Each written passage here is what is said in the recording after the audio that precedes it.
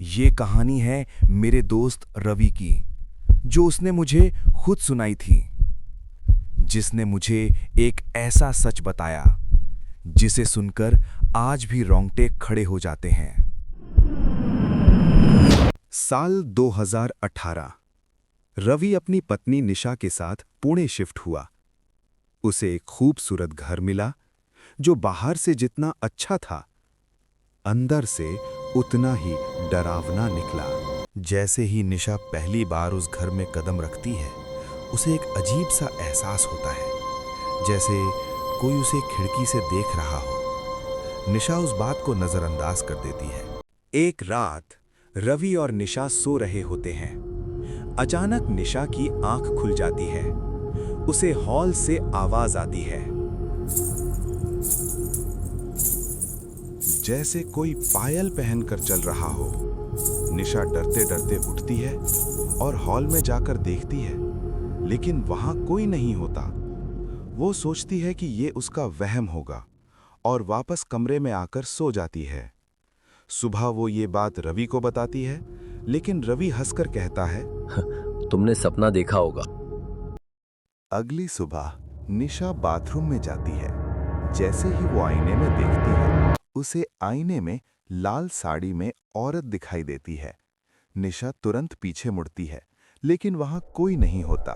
वो फिर आईने में देखती है। अब आईने में सिर्फ वो खुद होती है।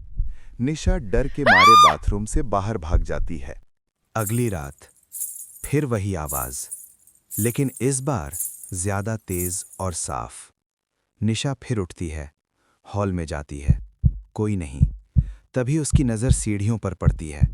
वहां उसे एक साया दिखाई देता है। निशा डरते हुए पूछती है, कौन है वहां? वो साया धीरे धीरे उसकी तरफ मुड़ता है। निशा देखती है, एक औरत लाल साड़ी में, और उसका चेहरा घूंघट से ढका हुआ। निशा डर के मारे भागकर कमरे में आती है। रवि को जगाती है। रवि, रवि, रवि, रवि। लेकिन रवि फिर उसकी बात को मजाक में उड़ा देता है। अगले दिन दोपहर के 12 बजे घर में सब कुछ सामान्य लग रहा था। रवि ऑफिस जा चुका था और निशा घर पर अकेली थी। निशा हॉल में बैठी थी। तभी अचानक किचन से बर्तनों के गिरने की आवाज आई। निशा एकदम से चौंक जाती है। शायद कोई बिल्ली होगी, वो खुद को समझाती है। इस बार निशा के चेहरे पर डर साफ दिखाई दे रहा था। उसका दिल तेजी से धड़कने लगता है। वो हिम्मत करके धीरे धीरे किचन की तरफ बढ़ती है। जैसे ही वो किचन में कदम रखती है, उसकी नजर सामने पड़ती है। रसोई में चारों तरफ बर्तन बिखरे पड़े थे।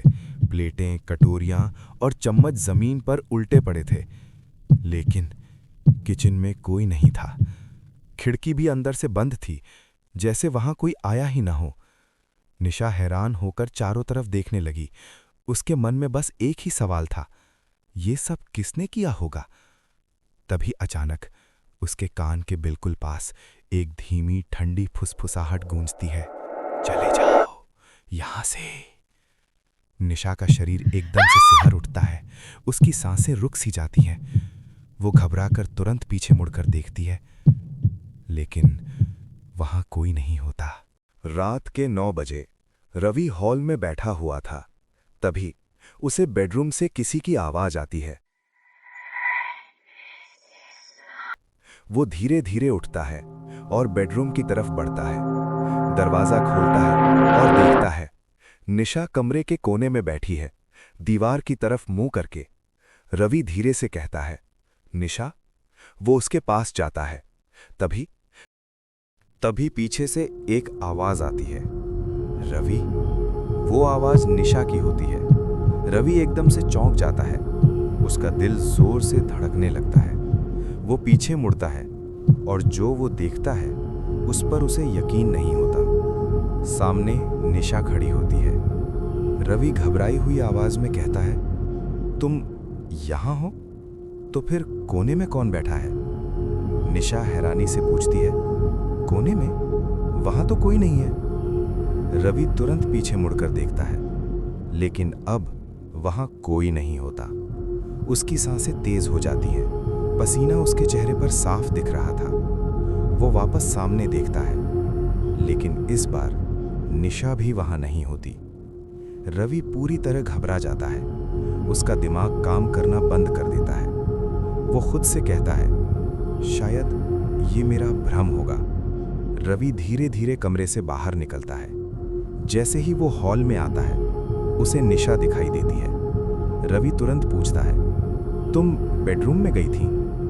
निशा हैरानी से कहती है, नहीं, मैं तो किचन में थी। फिर वो थोड़ा डरते हुए पूछती है, क्या तुमने किसी को देखा? रवि उसकी बात को टाल देता है और कहता है, नहीं, कोई नहीं था। लेकिन उसके दिमाग में सिर्फ एक ही सवाल घूम रहा था, अगर निशा किचन में थी तो बेडरूम में कौन था? एक रात रवि सो रहा होता है। अचानक रवि की नींद खुलती है। रवि देखता है निशा बेड पर नहीं है। तभी उसे किचन से आवाज आती है।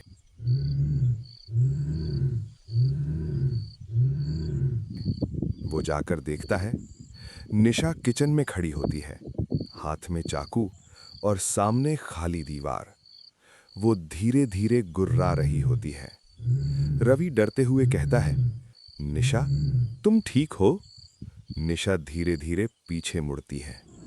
उसकी आंखें पूरी सफेद और चेहरे पर डरावनी मुस्कान। उसी पल निशा अचानक गायब हो जाती है। रवि बेडरूम में जाता है।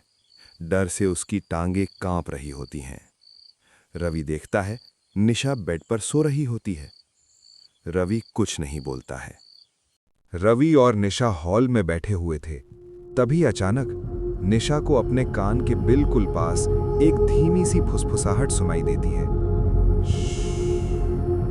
बहुत हल्की, डरावनी आवाज। निशा एकदम से चौंक जाती है और तुरंत पीछे मुड़कर देखती है, लेकिन पीछे कोई नहीं होता। निशा का दिल तेज धड़कने लगता है।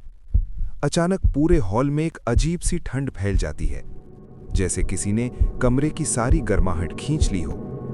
तभी दोनों की नजर सीढ़ियों की तरफ जाती है और उन्हें ऐसा लगता है जैसे कोई अभी अभी सीढ़ियों से ऊपर गया हो। बस एक हल्की सी परछाई और पायल की बहुत धीमी सी आवाज, छन। रात के 2:40 रवि और निशा बेड पर लेटे हुए थे, लेकिन दोनों की आंखों में नींद नहीं थी। कमरे में एक अजीब सी बेचैनी थी। तभी अचानक पायल की आवाज गूंजती है। रवि और निशा एकदम से चौंक जाते हैं और एक दूसरे की तरफ देखने लगते हैं। निशा धीरे से पूछती है, तुमने वो आवाज सुनी? रवि बिना कुछ बोले हाँ में सिर हिला देता है। तभी किचन से बर्तनों के गिरने की आवाज आती है। अब दोनों का डर और बढ़ जाता है। रवि और निशा धीरे धीरे बेडरूम से बाहर निकलकर हॉल की तरफ जाते हैं। हॉल में चारों तरफ सन्नाटा था, वहां कोई नहीं था। तभी फिर पायल की वही आवाज। इस बार उनकी नजर सीढ़ियों की तरफ जाती है और सीढ़ियों पर वो खड़ी होती है। वही औरत, लाल साड़ी में, चेहरा घूंघट से ढका हुआ। निशा के चेहरे पर डर साफ दिख रहा था। रवि कांपती आवाज में पूछता है, कौन है वहां? लेकिन वो औरत कोई जवाब नहीं देती। रवि फिर हिम्मत करके पूछता है, कौन हो तुम? इस बार वो औरत धीरे धीरे पीछे मुड़ती है और सीढ़ियों से उतरकर उनकी तरफ बढ़ने लगती है। उसके पैरों की पायल की आवाज अब और तेज सुनाई देने लगती है। वो दोनों के बिल्कुल सामने आकर रुक जाती है और फिर धीरे धीरे अपना घूंघट उठाती है। जैसे ही उसका चेहरा दिखाई देता है, निशा की चीख निकल जाती है। उसका चेहरा बेहद डरावना, आंखें पूरी तरह सफेद, होंठों पर एक खौफनाक मुस्कान।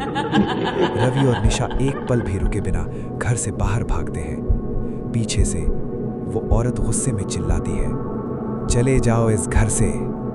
रवि और निशा भागते हुए सोसाइटी के सिक्योरिटी गार्ड के पास पहुंचते हैं। उनकी हालत देखकर गार्ड सब समझ जाता है। वो धीरे से कहता है, तब गार्ड बताता है, कुछ साल पहले इसी घर में एक लड़की ने आत्महत्या कर ली थी। उसकी नई नई शादी हुई थी, लेकिन वजह आज तक किसी को नहीं पता। तब से उस घर में उसकी मौजूदगी महसूस होती है।